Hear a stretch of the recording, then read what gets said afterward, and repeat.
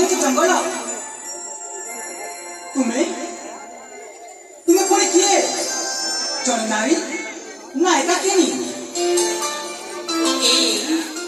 ମୁଁ ଏକା କେହି ନୁହେଁ ମୋ ସହିତ ଅଛନ୍ତି ଏଇ ମୋ ମନର ରାଜା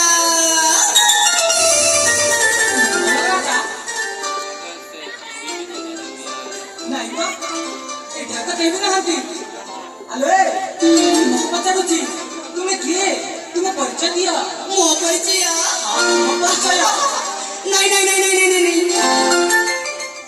ମୋ ପରିଚୟ କାହିଁକି ଦେଉଛି ଆଗ କହ ଆଗ ତମେ କୁହ ତମକୁ ଏଠି କିଏ ମାରି ଫିଙ୍ଗି ଦେଇଥିଲା କଣ କହିଲ ମୋତେ କିଏ ମାରି ଫିଙ୍ଗି ଦେଇଥିଲା ହଁ ମୋତେ ତ ସେମିତି କିଛି ଲାଗୁନି କେବଳ ନିଦରୁ ଉଠିଲା ଭଳି ଅନୁଭବ ହେଉଛି ନାଇଁ ନାଇଁ ନାଇଁ ନାଇଁ ତମର ଟିକିଏ ବି ଚିନ୍ତା ନଥିଲା ଆଚ୍ଛା ମୁଁ ଆଉ ମୋ ସଖୀ ମାନେ ତୁମକୁ ଏ ଅବସ୍ଥାରେ ଦେଖି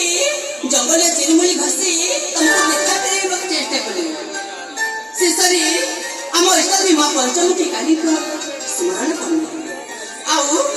ଆପଣଙ୍କ ଜୀବନ ଫେରି ପାଇଲା ଆଚ୍ଛା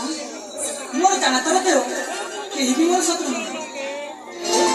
ମୋର ଶୋଇଥିବା ଅବସ୍ଥାରେ କିଏ ଏ ଜାଗାରେ ଆସି ଛାଡ଼ି ଦେଇଥିବ ତେବେ ମଧ୍ୟ ମୋର ଜୀବନ ବଞ୍ଚିଥିବାରୁ ତୁମକୁ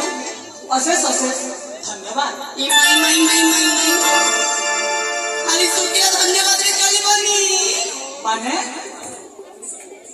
ମାନେ ଏହା ଯେ ତମେ ଏଇ ମୋ ସେବା ଶୁଶ୍ରୂଷା ତମ ଜୀବନ ବଞ୍ଚିବା ପାଇଁ ଆମେ ସେବା ଶୁଶ୍ରୂଷା କରିଥିବାର ଫଳ ଦେବାକୁ ହେବ ଫଳ ଦେବାକୁ ହେବ ହଁ ତାହେଲେ ଠିକ ଅଛି ନିଶ୍ଚିତ ଭାବେ ତୁମେ ମୋ ଜୀବନ ବଞ୍ଚେଇଛ ହଁ ତାହେଲେ ଠିକ ଅଛି ମୁଁ ତୁମକୁ ଗୋଟେ ଉପହାର ଦେବି କଣ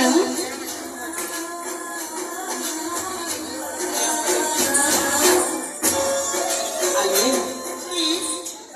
এই দেখ ইমা এইটা কোন আছে এই হ্যাঁ এইটা তুমি এটা হীরার মুদ্রিকা ତମ ଜୀବନର ମୂଲ୍ୟ ତାହେଲେ ଏତେ ଶସ୍ତାରେ ଦରକାର ନାହିଁ ମତେ ଇଣ୍ଡା ମୁଦ୍ରିକା ମୁଁ ଯେଉଁ ଜୀବନକୁ ବଞ୍ଚିବା ପାଇଁ ଉଚ୍ଚସ୍ତ କରୁଛି ମତେ ସେଇ ଜୀବନ ସେଇ ମନ ସେଇ ହୃଦୟ ସେଇ ପ୍ରାଣ ଦରକାର ମାନେ କଣ କହିବାକୁ ଚାହୁଁଛ ମୁଁ ତ କିଛି ବୁଝିପାରୁନି ବୁଝିପାରୁନ ହଁ ମାନେଟା ଜାଣିବ ମାନେଟା ହେଉଛି ତମ ମନ ଆଉ ମୋ ମନ ତମେ ଆଉ ମତେ ତୁମେ